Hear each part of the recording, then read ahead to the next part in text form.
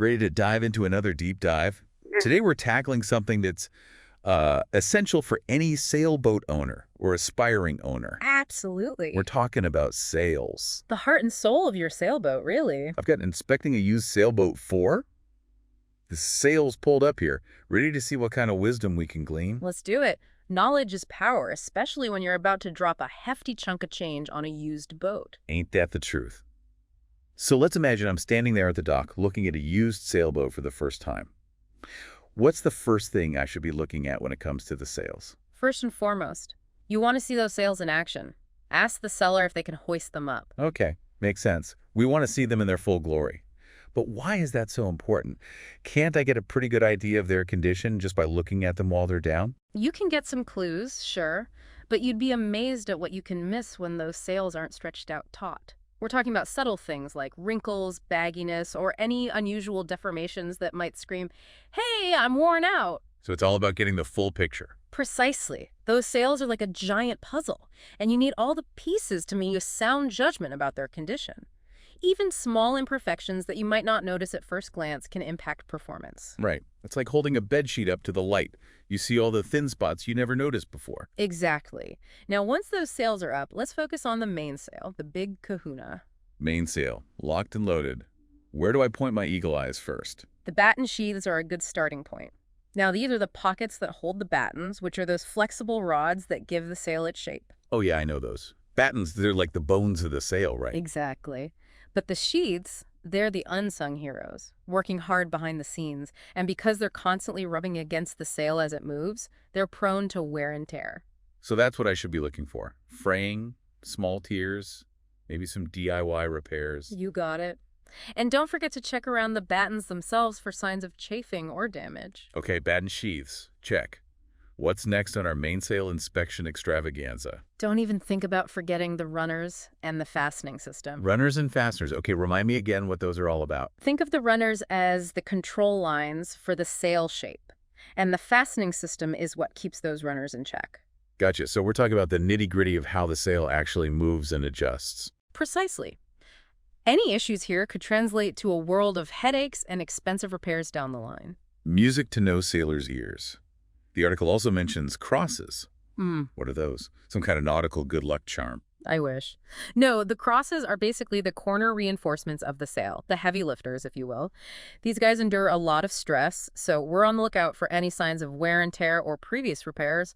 And while we're at it, those folding marks deserve a good look-see, too. Folding marks. Really, I mean, all sails have those, right? True, but think about it. Every time you fold a piece of paper, it weakens along that crease. The same principle applies to sails.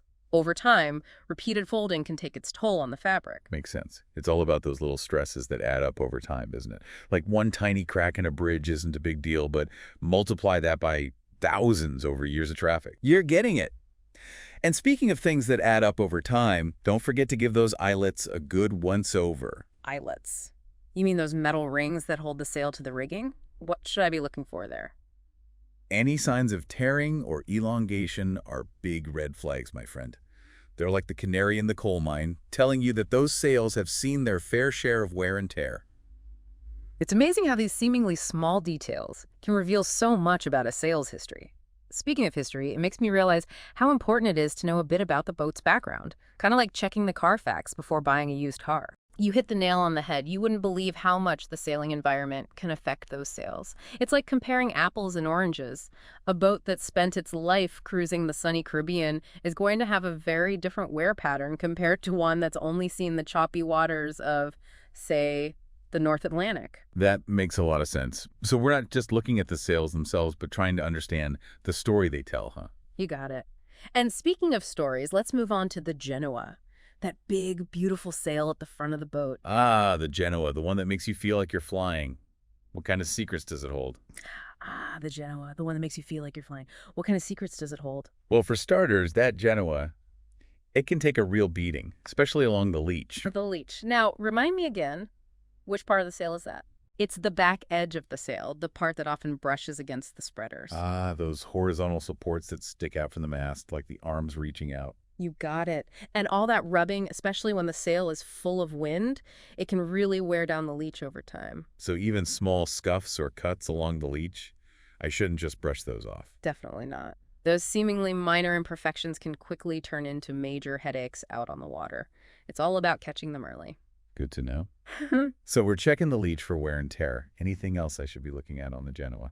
Don't forget to give the entire sail a thorough once-over, just like you did with the mainsail. We're looking for those telltale signs of wear, chafing along the edges, wrinkles, any unusual bagginess. Got it. It's like a detective game, looking for clues about the sail's past.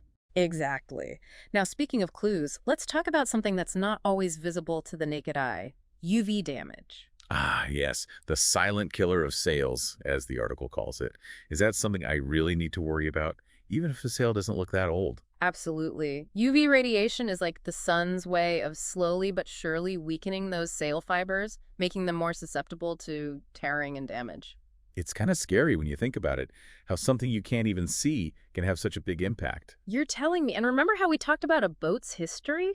That plays a big role here, too. Right. A sail that's spent years baking under the hot sun is going to have a much different story to tell than one that's mostly seen cloudy skies. Exactly. So how do we separate the sunbathers from the shade seekers? Well, there are a couple of tricks up our sleeve. Lay it on me. First up, we have the light test. Simple yet effective.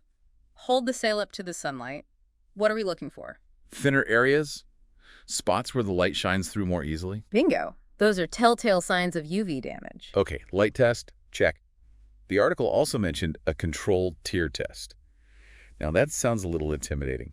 Should I be breaking out the safety goggles for this one? No need for safety goggles. And honestly, I'd say this test is more about observation than anything else. If you spot any existing tears on the sail, try gently stretching them with your fingers. So I'm not trying to rip the sail apart, just seeing how easily it gives. Exactly. If the material practically disintegrates at the slightest touch, that's a clear sign that the UV damage has taken its toll. The article does mention trying to actually start a tear to test the strength of the fabric, but personally, I wouldn't recommend it.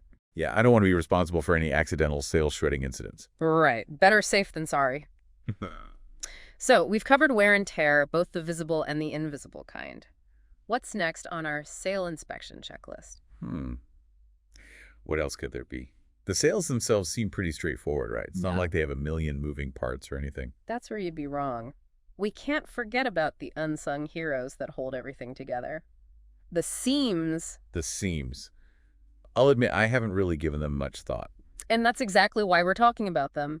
They might not be the flashiest part of the sail, but those seams are crucial. They're like the stitching that keeps the whole thing from unraveling. Okay, you've piqued my curiosity. How do we give those seams a proper inspection? It's all about getting up close and personal. One technique is called pinching the thread. Use your fingernail to gently pinch the thread along the seams. Pinching the thread. Okay, got it. And what am I feeling for? If it breaks easily, it's a surefire sign that it's been weakened, probably due to our old nemesis, UV exposure. If it frays but doesn't break, it could indicate rot, which is another red flag. So basically, any signs of weakness are bad news. Pretty much. And here's a fun fact that might surprise you. The type of thread used in the seams can actually have a big impact on the lifespan of the sail. Wait, really? Different threads for different sails. Tell me more. The most common thread you'll come across is Dacron. It's affordable, gets the job done, but it is susceptible to UV degradation over time. Now, on the other end of the spectrum, you have PTFE thread, which is made from Teflon. Hold on, Teflon? Like on non-stick pans? They use that on sails. You better believe it. PTFE thread is incredibly resistant to UV damage and wear and tear. It's like the superhero of sail threads. You'll often find it used for those UV protection strips on sails and for things like mainsail covers that are constantly exposed to the elements. Wow, that's amazing. So this Teflon thread, it's basically built to last. You could say that. It's more expensive than Dacron, but the trade-off is that it can potentially outlast the sail itself. So finding a used sail with PTFE thread would be like hitting the jackpot. Pretty much. It means you're potentially getting years of extra life out of those sails. That's incredible. Yeah. I'm learning so much about sails today, it's blowing my mind. But let's be real, not everyone has the budget for brand new sails, especially when you're just starting out in the sailing world. So what if I find a boat with older sails? Maybe they're not perfect, but they're still in decent shape. Is there any hope for those sails, or should I just walk away? So what if I find a boat with older sails? Maybe they're not perfect, but they're still in decent shape. Is there any hope for those sails, or should I just walk away?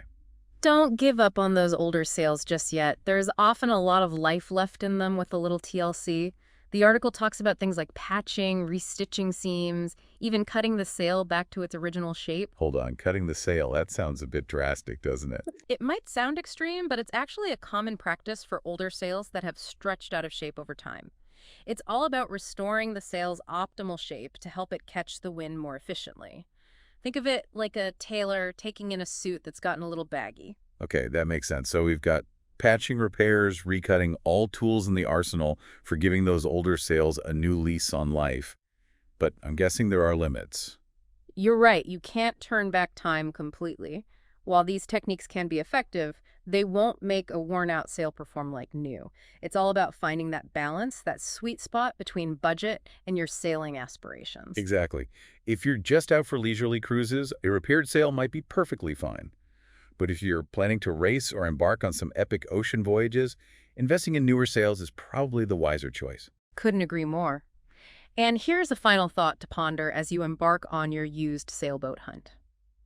Even before you step foot on a boat, do yourself a favor and spend some time researching different sail materials and their expected lifespans. Oh, that's a great idea. Why didn't I think of that? Knowing the pros, cons, and expected lifespan of different materials, Dacron, laminate, even those high-tech carbon fiber sails will give you a huge advantage when you're looking at a used boat. It's like knowing whether that used car has 100,000 miles on it or closer to 10,000. Makes a big difference when you're thinking about price. Exactly. A little research beforehand can save you a lot of headaches and potentially money down the road. Well, there you have it, folks. We've journeyed into the heart of used sailboat inspection, armed with the knowledge to confidently assess those all-important sails. Remember, look for those telltale signs of wear and tear. Don't underestimate those seams, and be mindful of the silent but deadly effects of UV damage.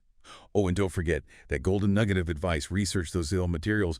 A well-informed sailor is a confident sailor. Who knows? Maybe we'll see you out on the open water someday, catching the wind in a set of perfectly inspected sails.